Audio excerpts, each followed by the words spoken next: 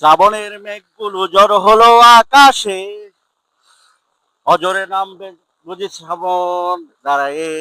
এই এই গানটা যথেষ্ট ভাইরাল হয়েছে, কিন্তু এই গানের মূল অর্থ এখানেই। আপনি দেখেন এই যে শ্রাবণ মাসে কৃষকরা আমন ধান লাগাচ্ছে।